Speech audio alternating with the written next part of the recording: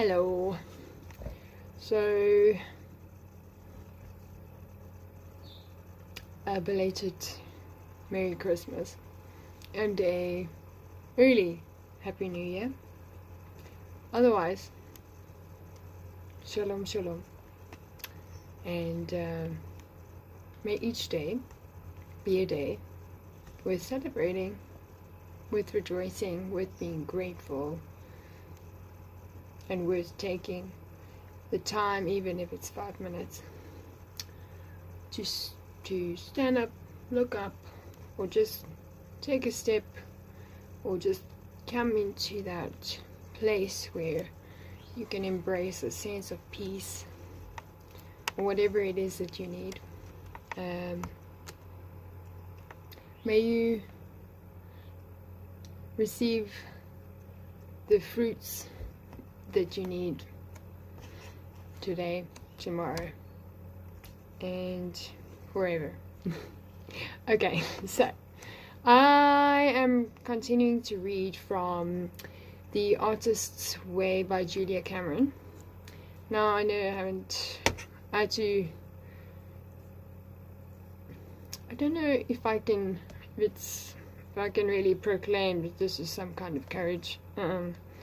But I will say that it's taken so long to make another, or to carry on reading from the last one, which was actually a bit hectic after that. And I think, yeah, like with a couple of other things and this time of year, I was trying to be extra cautious or whatever, but I don't know what I was trying to be. But I know that I was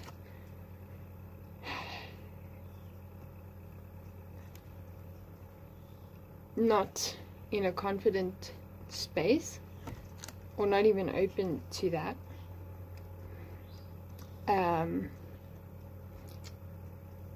But also trying not to like hammer myself about that, trying to acknowledge, unrealistic expectations and being like, okay, maybe that's something that could be making you feel a little bit more weighted. And there was a lot of thinking and overthinking, and then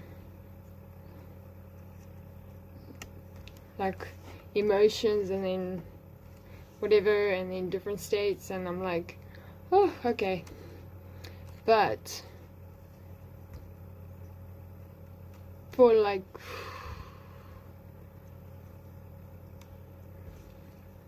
feels like once in a blue moon, which is like maybe once or twice in a lifetime. I'm being dramatic, but I'm just trying to say how rare it is for me to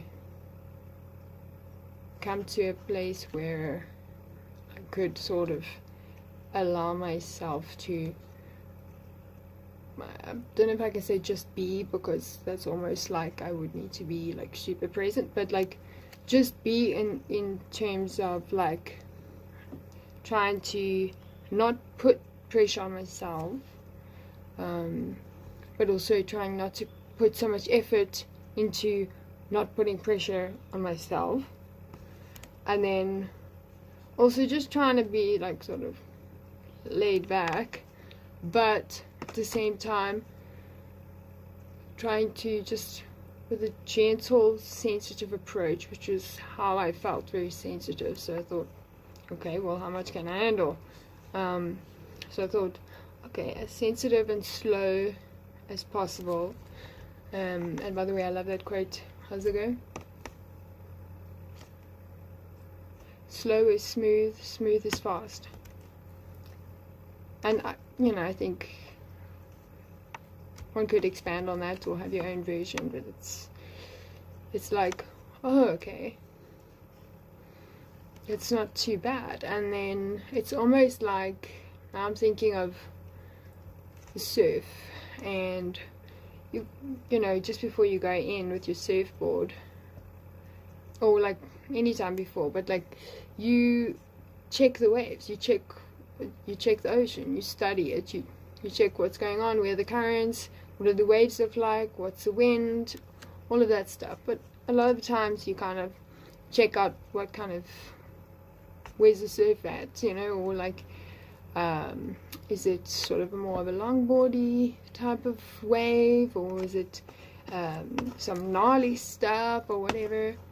So there's different types, and it's a surprise. You must go check before you surf. But anyway, so sometimes there would be, and I'm referring to like past, present, future, but like I'll just refer to past experiences. Anyway, so sometimes there would be those days where it's not like the greatest surf ever, and maybe even it's like, I don't know if it's worth it to really go in, there's not many waves, but like there's also not many people in the water, not too much competition, and the weather is not too bad. It's not like perfection weather, whatever that is. I mean, I think that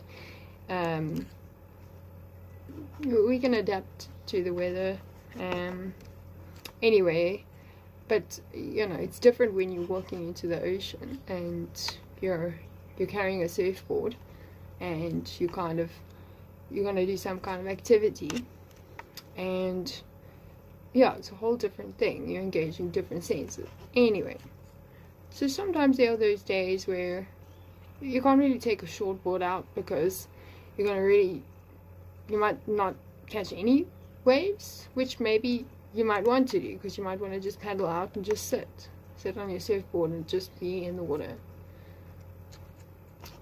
And if you're competent at paddling, I mean, you paddle out, you sit, and you can paddle back in, you know, and maybe catch a little bit of a swell, because sometimes it's really, really flat. And it also depends on high tide, low tide, when you're coming in, and the weather can change, just so does the surf throughout the day.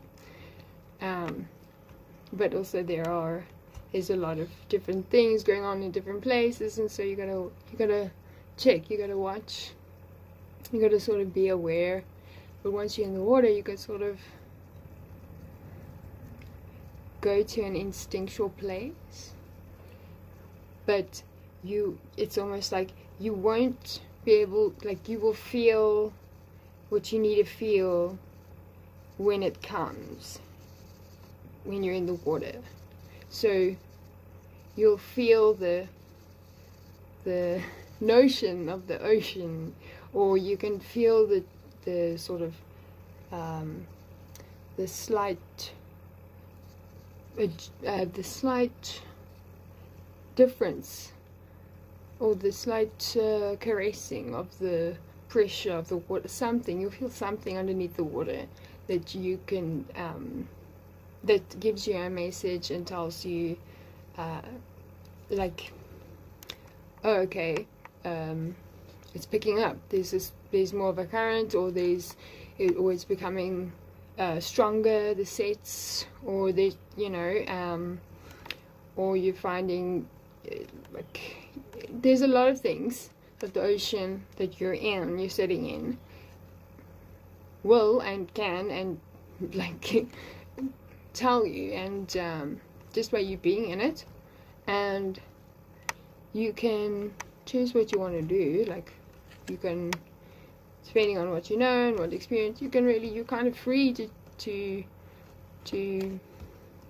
respond however you want to. But what I'm trying to highlight is, you know, it's to walk into that ocean with the board and not always have the expectation that, okay, I'm only going to walk in if there's like great weather, waves that I can surf and like perform, and then like give myself some kind of like assessment, and then base my worth on some kind of achievement where it's not really much of an achievement, because I feel worthless anyway, because, you know, sometimes you approach something, you get into something, or sometimes you don't handle something in the best way that it could be handled, that could result in you experiencing something that is like more pure and real than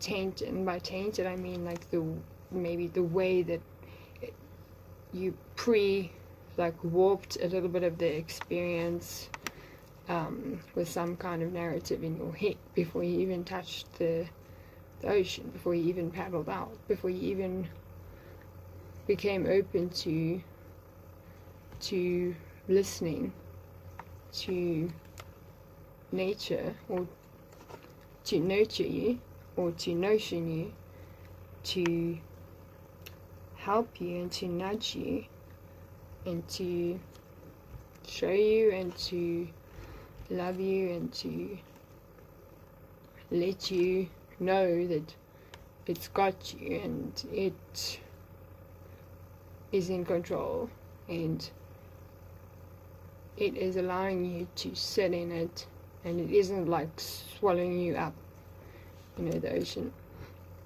And if you can just respect that, then you can be there, and there's no need to fight against anything. You can be there, and then when you feel the prompt or whatever from this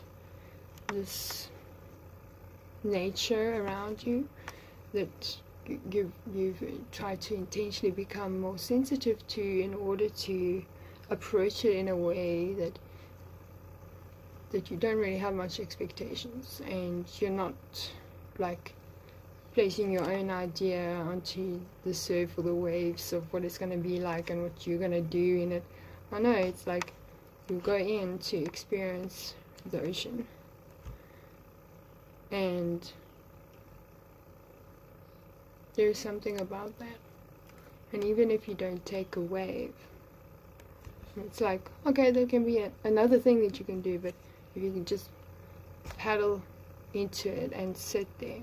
And when you're sitting, when I say sit, I mean there's a way that you sit on your surfboard. The surfboard's sort of coming up in front, and your feet are in the water, and you can sort of dangle there, and you can hold onto the surfboard, and you're kind of like, depending on the day, so like for example a day when it's really quiet and it's quite still and flat, and maybe it's a bit in between weather, it's not hot, it's not cold, it's sort of warm when you're in the ocean, and it could rain, it could clear up, you're not really sure, but it's cozy, or at least depending on how you see it. But like if you're looking out to the ocean, like it's something that's just so beautiful and life-giving, and just, yeah, I mean the ocean doesn't hate you, like it's, yeah.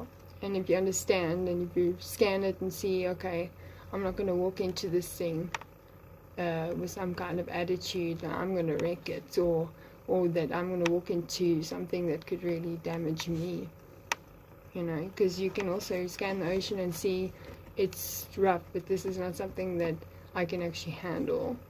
And sometimes you can see that and then choose to walk into that anyway, and then I mean there's lots of choices. But anyway, I don't even know where I'm going with this. I'm just sort of like babbling, I suppose, which is fine. It's alright. I mean, it's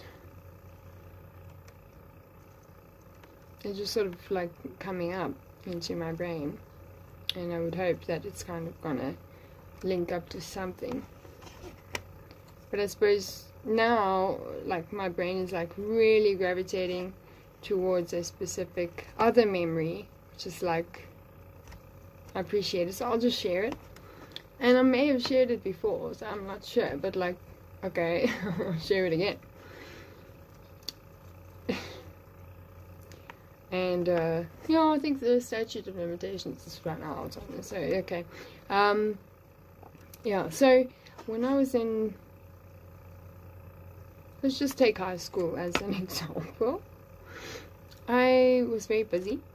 I took a lot of different subjects, and when I was in the latter part of my high school years, I decided, against the advice of the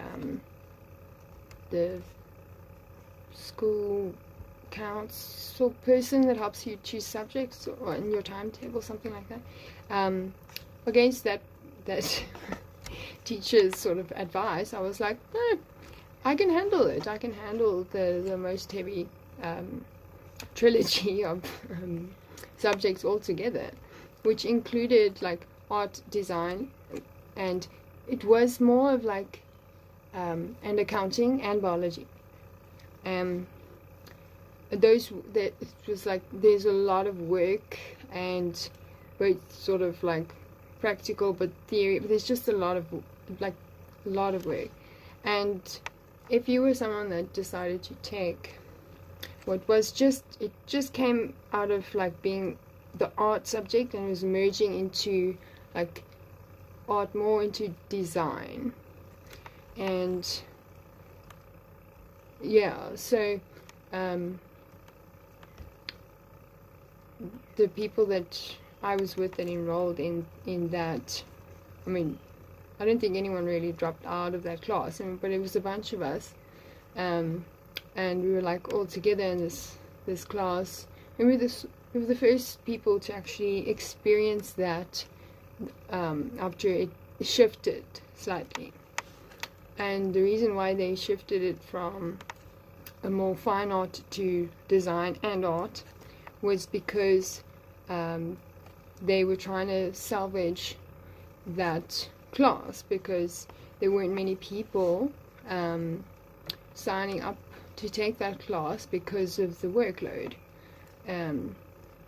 Was what they had been doing, like as a part of a whole repertoire of things, was a certain number of huge oil paintings per term, and and all these other things, and the standards are extremely high, and it's like also you got to complete the stuff, but so it's like a whole different thing, and people weren't really going for that as much anymore, because it was just taking over a lot of other things, and it was just known to be extremely stressful. And yeah, I mean, I knew a lot of those students, and it's like they wouldn't really have time for other things, but they'd also be stressed, but also it was very important that they did pass. And then a lot of the people that actually took that class took it, and it's like this natural thing to automatically want to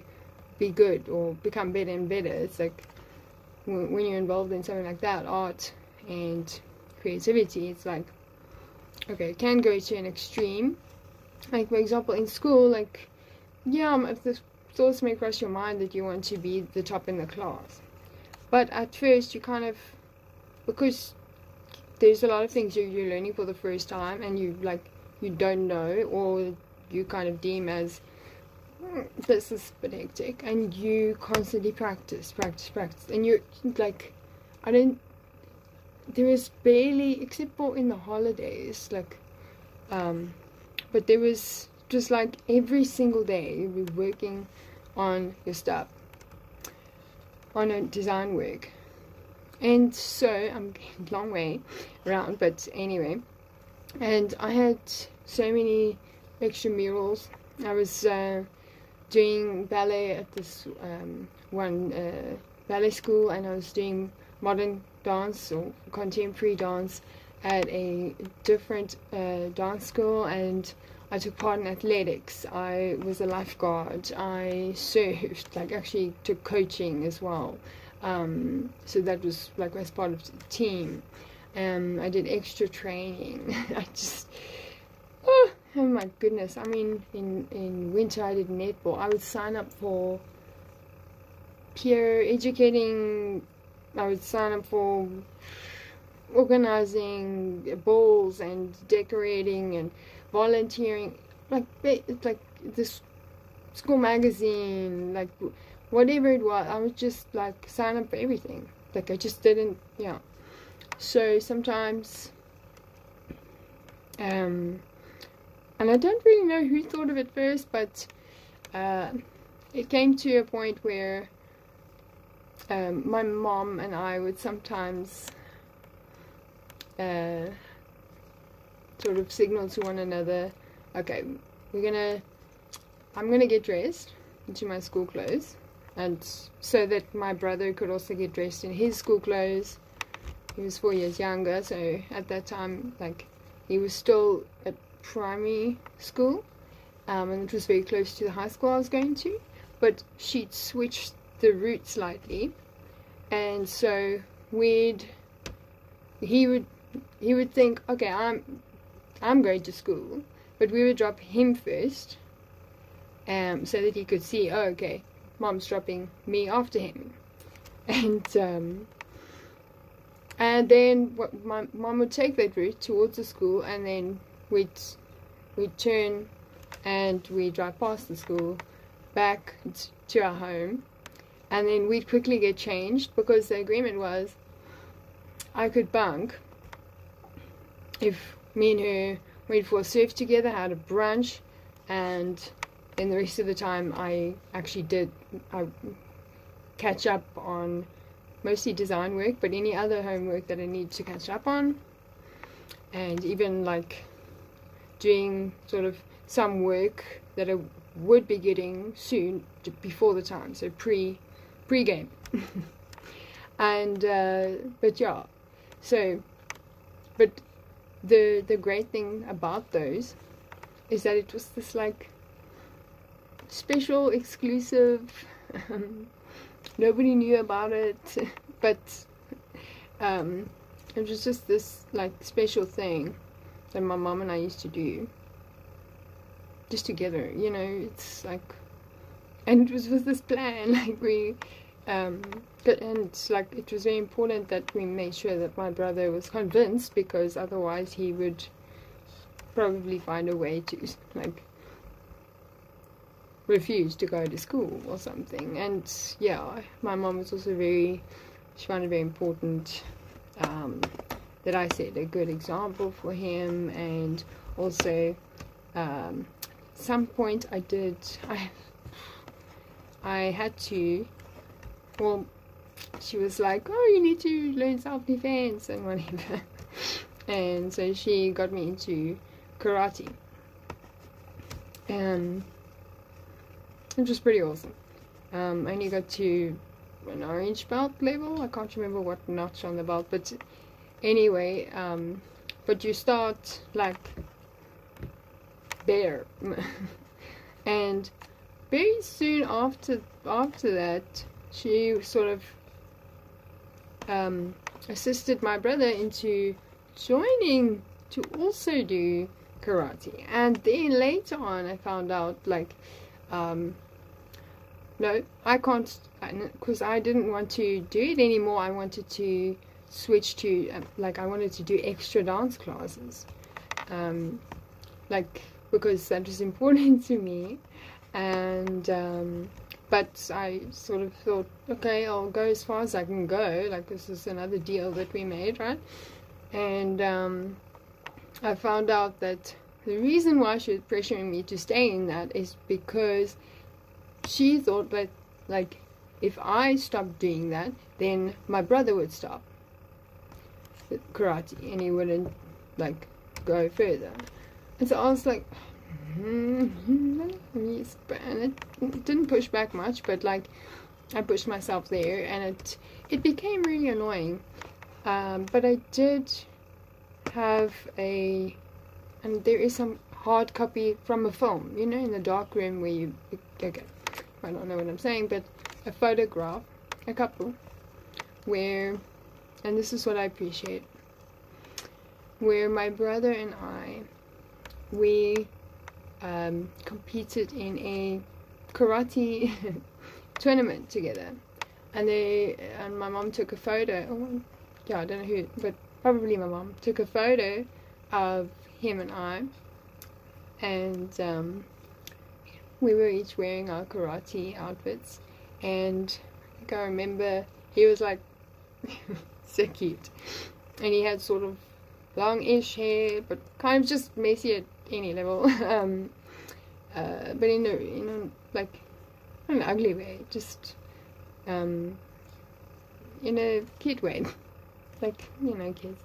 And but me, I was next to him, and I had these pigtails, but there was like bushes, like long, you know, and I think that was before I had braces, or during the first time that I had braces. I had braces like for many years. It wouldn't have been so long, but I wasn't let know. Actually, I got braces for like 1.5 to 2 years, or like, let's just reduce it because it's a nicer memory this way. Let's say around 1.5 years.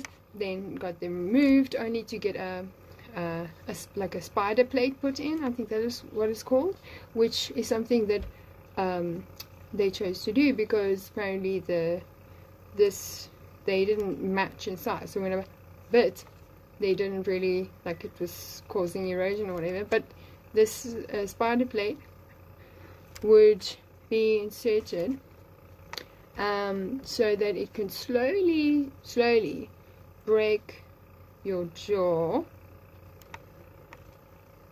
And I'm in school, no complaining.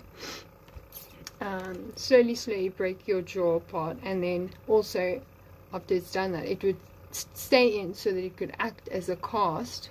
So you'd have to go in from time to time to adjust it, to open it like more, so you can continue to break the jaw. And I would love to know the effects of that, but it's okay. I think we can all figure it out, sort of. And then it would basically act as a cast, which would like hold everything in place for you that to heal. And then I got braces again to I don't know, to do the rest of the whatever it is. So that was like another, like, let's say 1.5 years, or and yeah, I kind of just dealt with it. I mean, if you got braces in your mouth and you got like a thing in your mouth that's busy breaking your jaw, you can't like yank it out. You kind of have to just deal with it. But that wasn't something that, I mean, now looking back, I can be like, whatever, you know, like I really did have like really horrible like teeth when I was younger, which sort of made me insecure. But like, obviously when you're going through that, this was in primary school, but it crossed over into high school, which is like a whole realm of its own insecurities. And it's like brace face, and it's all that stuff, and it's like meh. But I mean, like, I remember for a short time, I don't know if just like, I don't know if it's only South Africa, but there was like either a cartoon strip or a cartoon strip and a cartoon on TV, which was literally called Brace Face. So I was like, oh, okay. And I didn't interpret that as teasing or anything like that. I was like, oh, this is I am that. It's like, oh, okay, this is cool. You know, a little cartoon, Brace Face. There's a cartoon or comic, I can't remember. Like, but like, whatever. So I sort of saw that, and I was like, oh, okay. So there comes the pigtails and trying to like be more like that character. Like for a short time. I mean, like this, I'm spitballing here, but it's like that was something that at such a young age that helped me sort of, I don't know, I mean, it's not like I knew who I was, but like I wasn't the type of child that would go and talk about that kind of thing, that would complain, that would try to raise some kind of issue, that would tell on people, nah. Or that would, I mean, I didn't even know what I was feeling a lot of the time. So, you know, and also like what I was feeling, I didn't know how to express, and so it came out in strange ways, or whatever, like the emotions that I was feeling, that they may have been strong, but how would I know the difference? But it gave me some kind of energy as a child, and then some kind of, well, as a teen, some kind of switch, I don't know, happened, and it was like, oh, there's that, something was there, and that was like motivation, and then it was like the beginning of like push, push, push, push, and it's like do this and that and that and that, and then slowly but surely like aim to excel, excel, excel, excel, achieve, achieve, achieve, achieve, achieve, achieve. It's like that became really important to me, and I would get like, once I would achieve, it was like, okay, now the next thing, now the next thing, now the next thing, now the next thing, and then perform, and then like things would get like, yeah, I'm just, okay, I'm gonna stop touching on everything. So I did really, like, it was like saving grace, salvaging hope, soul anchoring moments to even just bunk a little bit, even though I was gonna like predominantly like do a bulk of my work during that day when I would go out for a surf with my mom, but the rest of the time work on my stuff, so that I could continue to keep up this insane level of extreme overreaching for perfection that wasn't even real. But it was like, and I didn't even know, nor did anyone know what was going on inside my head. I mean, I did write in journals, but I think there was a lot locked up. And interestingly enough, something that I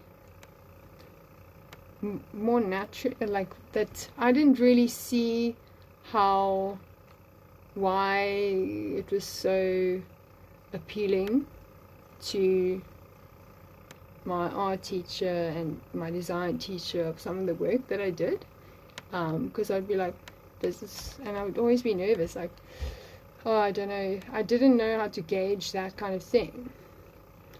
But what my teachers could see, the art or design teacher and then the assistant or whatever, it's like they would see something way more than I could, and there was a lot of like emotions and stuff that I was going through, and like that was more natural to me, even though I worked really, really hard.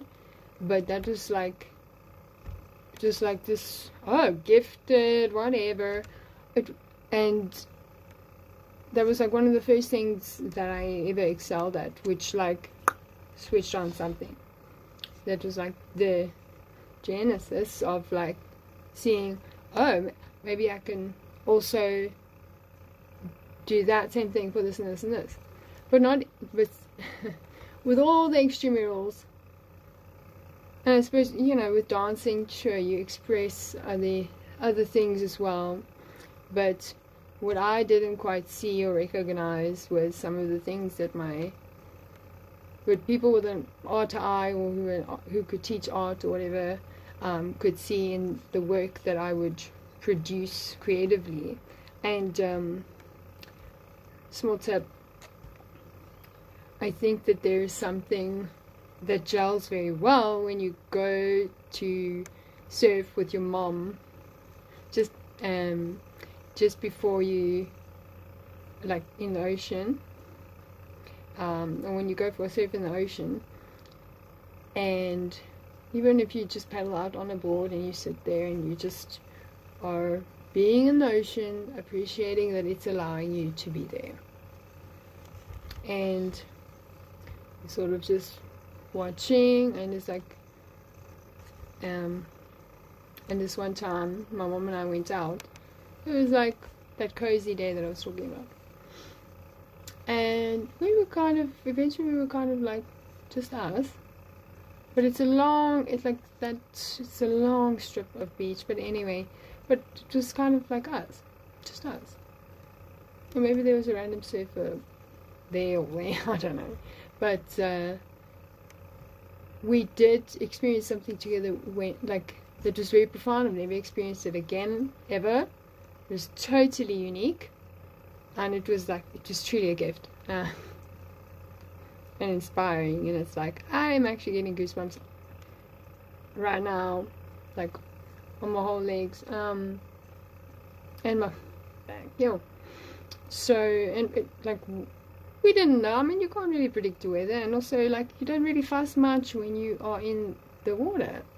So, but, like, it's really interesting to experience this. So you're in the water, you're on the surfboard, it's misty, wasn't quite too windy, and it was like that cozy weather, and we're just sort of chilling.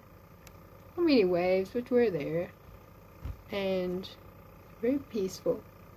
And I don't know what she was thinking. She doesn't know what I was thinking. I didn't know what I was feeling, nor her, nor did I know what she was feeling. I'm not sure about the other way around, but we were just there together. We didn't have many conversations with one another, which is, yeah, what can I say? But it started to rain, and I can't, like, I mean, we're in the water, we're together. This is my mother. I came out of her birth canal, just, okay, I don't want to be, but yeah. And we are in the ocean together, just being there together. There's the horizon, we're immersed, we're natural, and then it also starts to rain on both of us. So you're sitting in the ocean, and then you're getting like blessings from the sky. And it's like, we were like, whoa, whoa, whoa, whoa.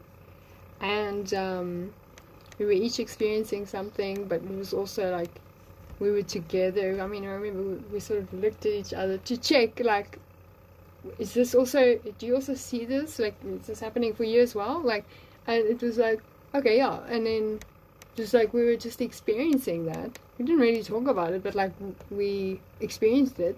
And the thing about it, I think the thing that really made it like almost supernatural, which is actually not a bad word, was that it was with her, and it was with her in the water. That, like, there's so much going into that, and in that moment, well, I mean, it's just beautiful. It was a gift, and it was like, we did not plan that at all. Nobody can really plan that. You can't time it. We did have no idea that was gonna happen. Anyway, and I mean, just the symbolism, like, there's lots of stuff happening. It's like you're being healed, and you're connecting, and you're being filled, like, you're getting this infilling, but you're also like immersed, and like there's so many things at once. It's like, what? I mean, there were no words. I don't think there were words. Like, anyway, so I just find all of those things interesting, and like water, to interact with that. I mean, it is also, it's life, it's really essential. And in my whole life, I've never been bitten by a shark, okay? And also, that's not a reason to be scared of the ocean. Like, if you're scared of sharks, then okay, if you're scared of a shark, then don't go where a shark is.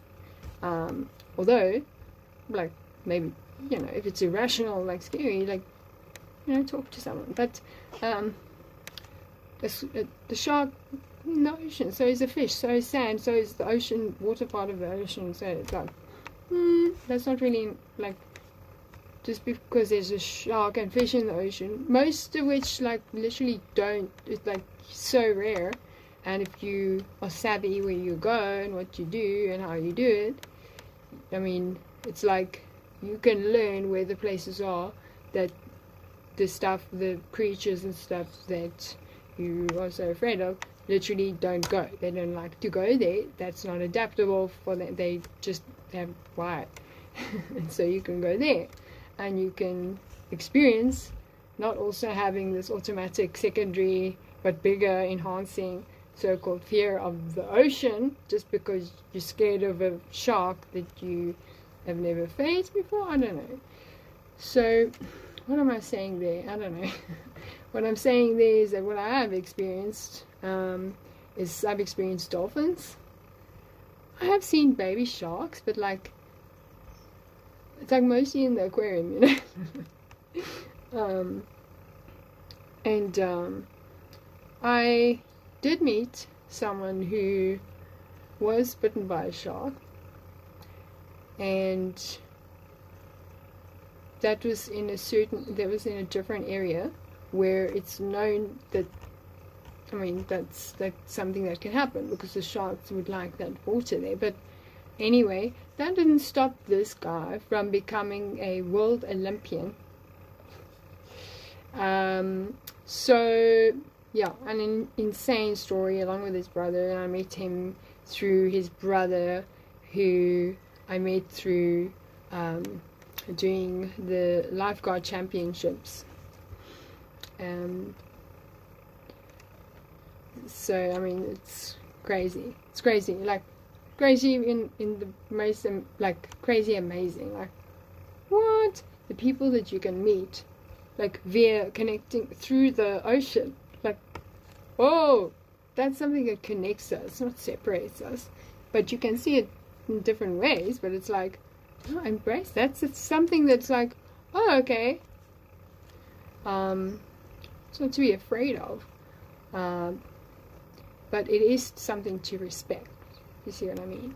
And it's like, it's very big nature, and it's like you'll be amazed at how gentle it will be with you, and how you don't really have to do much. I mean, just think, like, you need to kind of learn and scan and maybe be a bit fit, but since you go with this board into the water, and the water shapes and it does this thing for you where you can, like, I haven't even gotten into like what it's like to take a wave and different types of wave, but it's like the ocean then presents this beautiful form to you, and you can see that form emerge, and you can decide, okay, I'm going to orient myself or align myself, I'm going to move so that I can take a wave and then ride it, or so that I can paddle into a wave that's already forming. It's gonna form and crush and crumble and like wash out the exact same way, whether you're taking the wave or not. That's the beauty of it. Really is beautiful. I mean, that's what you would see from afar. You'd be like, oh my gosh, those waves are amazing. Or you'd make a judgment call, but then you'd like run to it. So it's like there's that opportunity for you to sort of see, okay, and so there's this wave that's busy forming, and you're like, oh wow. And yeah, it's like there's these prompts, and then like through practice, and then you're paddling, you're turning because you really want to paddle so that you can take part in this wave that's being created, but it was already created to sort of become forms like that. But you can take part in that and experience that live, and as you're doing it and you're aware, but you're allowing it to take you, but you're also trying to just you are riding the wave, and you chose to see that, and then it's not like you conformed to it, you didn't become ocean, but you saw that place where you could fit in with it, compatible, and it would guide you, and you would glide, and eventually like come out, like sometimes even all the way to the shore. We can jump off, and you're just jumping through like this much water and you're on your feet, and you're like, and like you know, because it's like, what was that exhilarating? And it's like, what? But so it's just like, I have now identified. So the previous chapter that I was reading from, this is very long, I know, was, I'm not going to read the whole thing again, but there's a little bit to like finish up, so maybe I will literally just finish up the last of it, because I know that I've been rambling, but we'll see how it goes. Go with the flow. Tap into the flow. Anyway, so the title of it was fitting. Oh no, sorry. Oh man. Why I'm saying fitting? Okay, Freudian slip, almost. But it's called, yeah, filling the form. So hopefully everything that I just said can, to me, it like, I just touched on it, like it's like whew, filling the form, and all of that stuff that I described, that's the thing. It's, there we go. I don't know if it's full circle, but there's like, oh, okay, there's something awesome there. You can grab onto it, or at least I can, or at least I can feel like, okay, cool, got it. Now I'm gonna move on to this. Thank you for bearing with me, and I'm saying that to me as well as you and the environment and just technology and whoever needs to know that. Okay, let's go. So this is the end of the chapter, that the previous video, of filling the form. Okay, so I'm just gonna jump into reading. Many actors allow themselves the dubious luxury of handing their careers over to their agents instead of keeping their art in the custody of their souls. When an agent is in charge of your creative life, you can easily despair that my agent doesn't do enough, instead of asking what you yourself might do to hone your craft. Fill the form. What can you do right now in your life as it is currently constituted? Do that thing.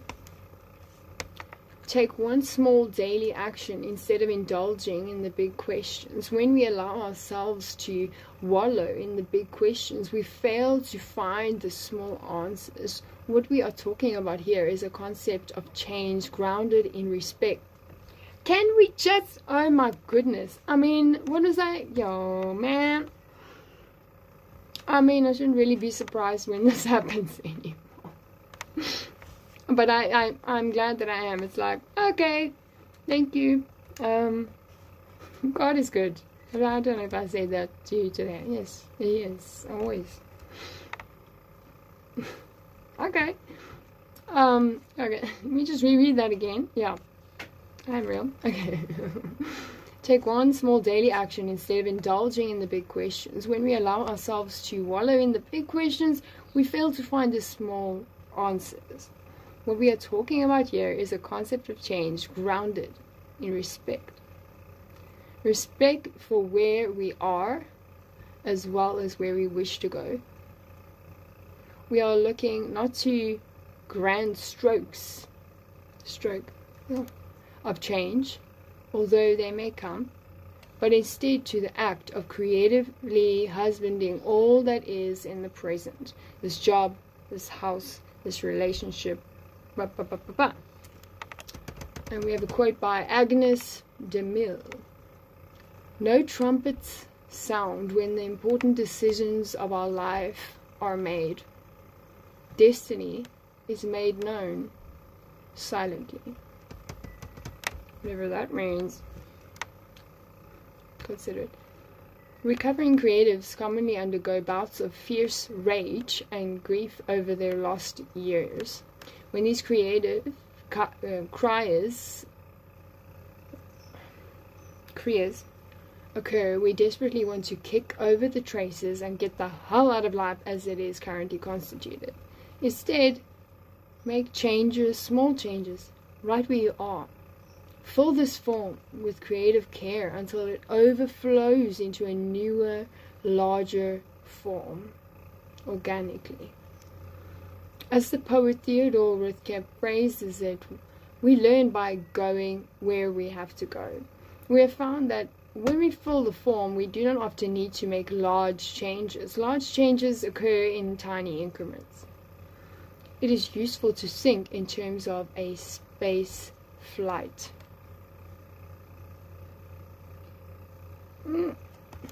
By altering the launch trajectory very slightly, a great difference can be made over time.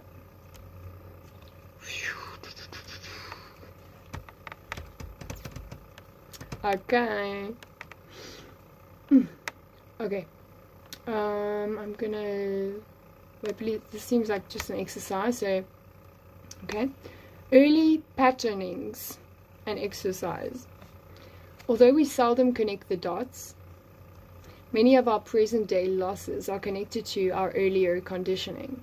Children may be told they can't do anything, or equally damaging, be told that they should be able to do absolutely anything with ease. Either of these messages blocks their recipient.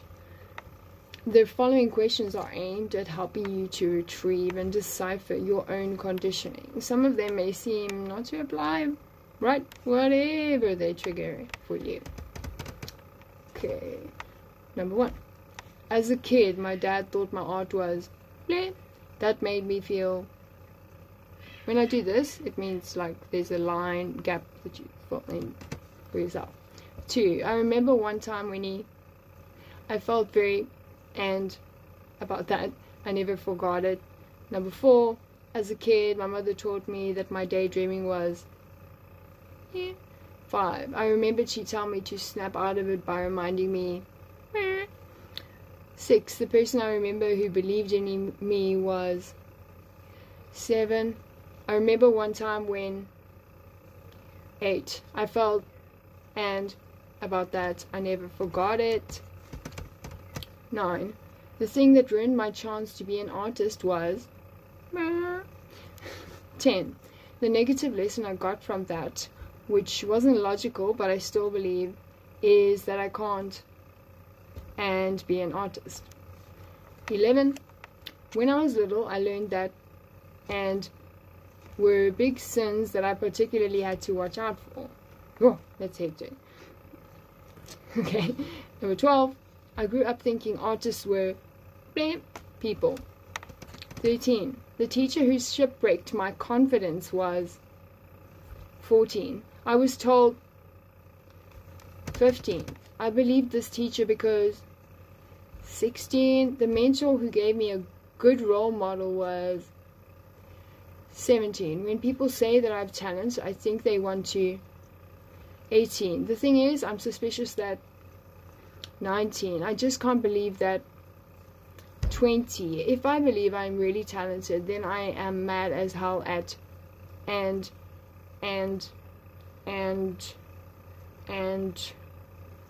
full stop. That's the end of 20 questions. I feel like they should have done 21. Okay, so then it gives a quote. Okay, hallelujah. Franz Schubert. I am in the world only for the purpose of composing. Okay. Okay. I believe this one's short as well. It feels like it just goes with the exercise. And okay, so affirmations. The following affirmations affirm your right to the practice of your creativity. Select 5 affirmations and work with them this week. I am a talented person. I have the right to be an artist. I am a good person and a good artist. Creativity is a blessing I accept. My creativity blesses others. My creativity is appreciated. I now treat myself and my creativity more gently. I now treat myself and my creativity more generously. I now share my creativity more openly. I now accept hope. I now act affirmatively. I now accept creative recovery. I now allow myself to heal. I now accept God's help for unfolding my life. I now believe God loves artists. I suppose that list can travel on. Okay.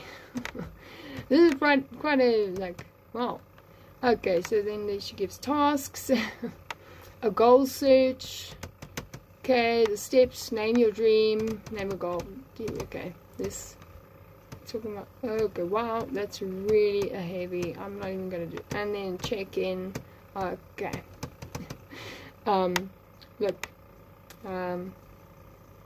let's just be free. Okay. I'm gonna do a different video, honestly, and the next one is gonna be recovering a sense of compassion. And I think that that's very, very important. Ironically enough, something that's sort of been in the back sub sort of part of my mind. So I think I don't mind if it comes to the surface. Okay, cool. Okay, lots of love.